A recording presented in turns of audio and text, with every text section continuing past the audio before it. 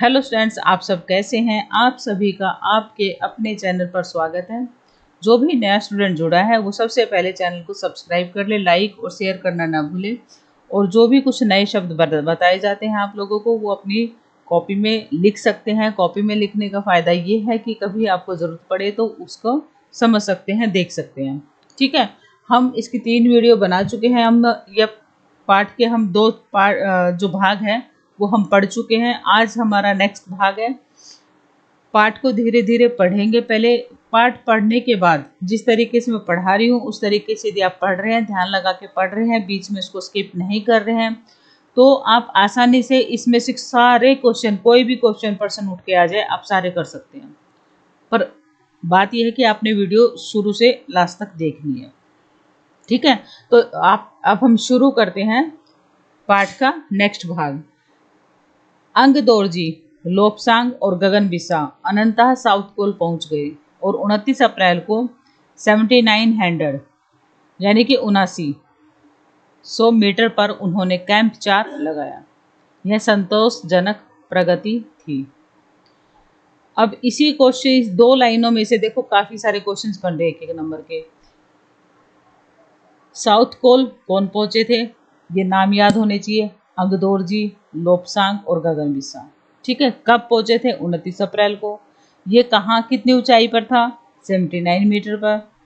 Camp कौन सा था? एक 4 था। ठीक है, तो ये ध्यान रखना आप लोगों ने इसके बारे में।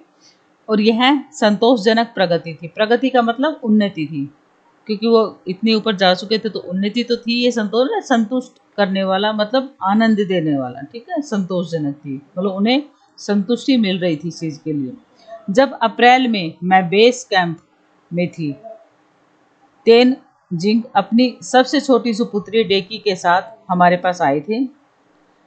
किसके साथ आए थे? अपनी छोटी पुत्री डेकी के साथ। कौन आए थे? तेनजिंग। तो ध्यान रखना है, कब आए थे? अप्रैल में आए थे। उन्होंने इस बात पर विशेष महत्व दिया कि दल के प्रत्येक सदस्य और प्रत्येक शेरपा कुली से बातचीत की जाए।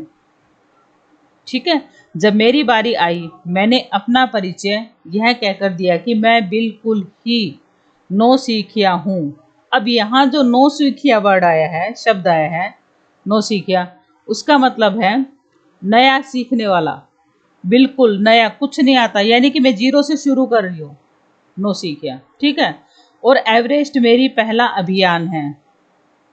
समझ गए? एवरेस्ट पर मैं जो चाह रही हूँ वो मेरा पहला अभियान है। तेनजिंग हंसे और मुझसे कहा कि एवरेस्ट उनके लिए भी पहला अभियान है। समझ गए? अब लेकिन यह भी स्पष्ट किया गया कि शिखर पर पहुंचने से पहले उन्हें 7 बार एवरेस्ट पर जाना पड़ा। अब यहाँ क्या कहा गया है? तेनजिंग हंसे ना और मुझसे कहा कि एवरेस्ट उनके लिए भी पहला अभियान है, लेकिन यह भी स्पष्ट किया गया कि शिखर पर पहुंचने से पहले उन्हें 7 बार एवरेस्ट पर जाना पड़ा। जब शिखर की चोटी पर पहुंचने के लिए क्या किया उन्होंने? 7 बार ट्राई किया है। ठीक है, एवरेस्ट पर चढ़े 7 बार। फिर अपना हाथ मेरे कंधे पर रखते हुए उन्होंने कहा, तुम एक पक्की पर्वतीय लड़की लगती हो। पर्वतीय लड़की का मतलब जहाँ जिनका जन्म पर्वतीय स्थान पर, पहाड़ों वाले स्थान पर होता है, पर्वतीय लड़की लगती हो। तुम्हें तो शिखर पर पहले ही प्रयास में पहुंच जाना चाहिए। तो जो पहला प्रयास करोगे, प्रयास का मतलब कोशिश होता है। ठीक है, ध्यान रखना है, पहला प्रयास का मतलब कोशिश होता है। पहला प्रयास तुम करोगे या कोशिश करोगे, उसी में तुम सफल हो जाओगे। कहने का इनका मतलब ये है। ठीक है, तो यहाँ तक आप लोगों को बिल्कुल समझ आया होगा। अब आगे आता है कि 15-16 मई 1984 को बुद्ध पूर्णिमा के दिन, कौन सा दिन है? दिन भी बताया उन्होंने, बुद्ध पूर्णिमा के दिन मैं लाओत्से की बर्फीली सीधी ढलान पर लगाए गए सुंदर रंगीन नायलॉन के बने तंबू के कैंप 3 में थी। अब इसमें से भी प्रश्न बन सकता है कि बचेंद्री पाल कैंप 3 में कब थी? तो 15-16 मई 1984 को बुद्ध पूर्णिमा के दिन लाओत्से की बर्फीली सीधी ढलान पर लगाए गए सुंदर रंगीन नायलॉन के बने तंबू के कैंप में। ठीक है, 3 कैंप में थी। ध्यान रखना इसका। तो यहाँ से प्रश्न हमारा बन सकता है, कैंप में 10 और व्यक्ति थे। कितने और व्यक्ति थे कैंप में? 10 और व्यक्ति थे। टोटल कितने हो गए? 11 हो गए।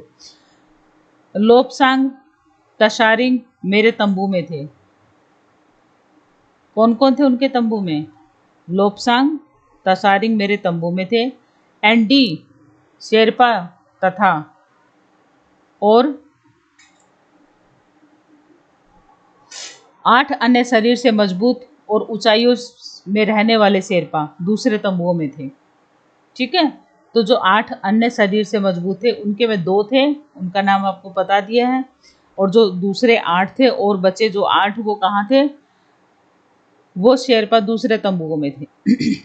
समझ गए? यहाँ तक आप लोगों को मुझे लगता है कि समझ आ गए। एक एक शब्द को आप लोगों को आसानी से समझाया जा रहा है ताकि आप लोगों को समझ आ जाए, कोई भी दिक्कत ना है। जो भी नया स्टूडेंट यदि इससे जुड़ा है तो वो चैनल को सबसे पहले सब्सक्राइब कर ले, लाइक और शेयर करना ना भूले। ठीक है, ध्यान रखना है आप लोगों ने कि हम क्या पढ़ रहे हैं, क्या कर रहे हैं और कितना पढ़ रहे हैं। जो भी पढ़े ध्यान से पढ़े, ध्यान लगाकर पढ़ना है।